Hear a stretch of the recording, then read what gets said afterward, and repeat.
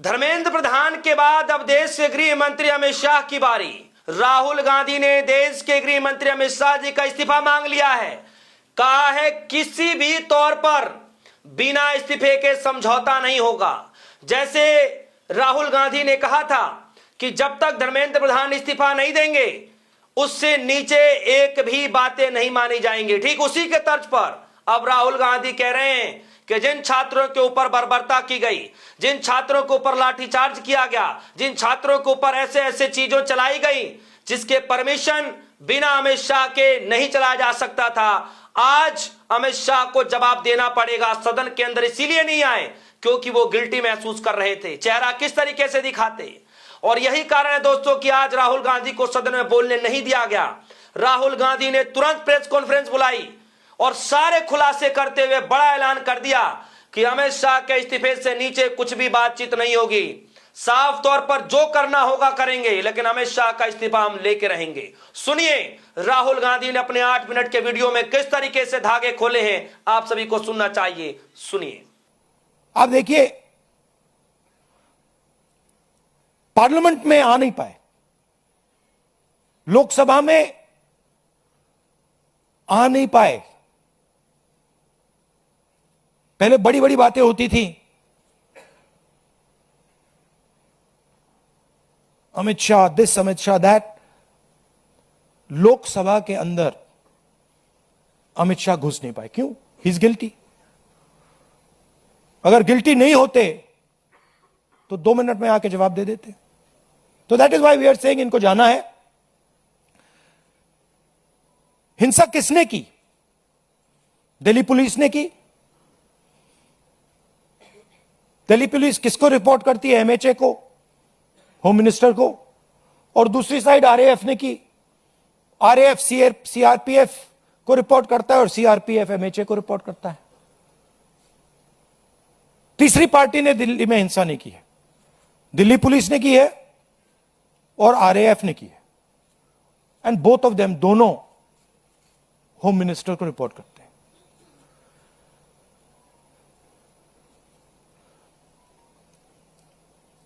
पच्चीस तारीख को मैंने ये चिट्ठी लिखी,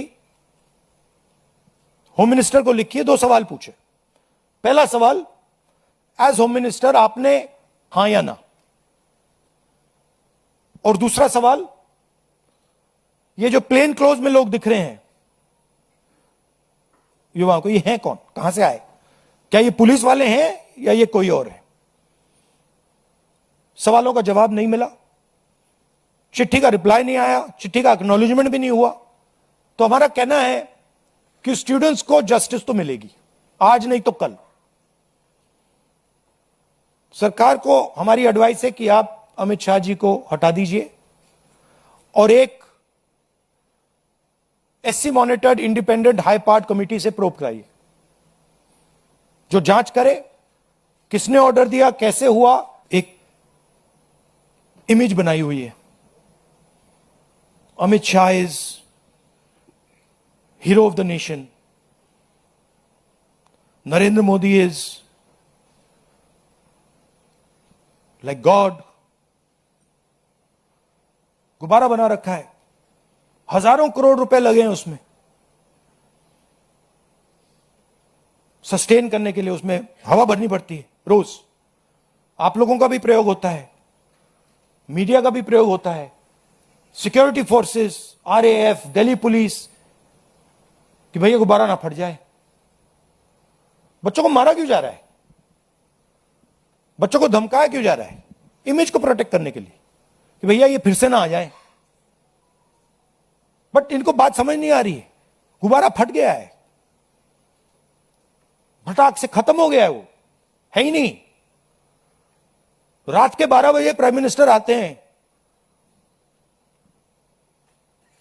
thinking that just because he put the phone in front of his face like this, he suddenly becomes, he's able to communicate to Gen Z. No, the problem is your image. The problem is what you have done to these students. The problem is how you've destroyed their future. The problem is what you've done to the economy. That's the problem. And that image is gone. The fact of the matter is the Home Minister doesn't have the guts to come to Parliament. Home Minister doesn't have the guts to stand in front of you like this. Home Minister would run away if he had to stand in front of you like this. He just run. So we don't expect him to come. But we do understand that he is responsible. And we're not going to let him get away with it. I am doing this press conference right now because I am concerned about that. I am concerned that in the shadows,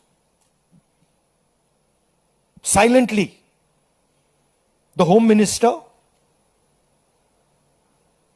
I know his approach and his thinking, and the establishment are right now attacking the students who are on Dharna.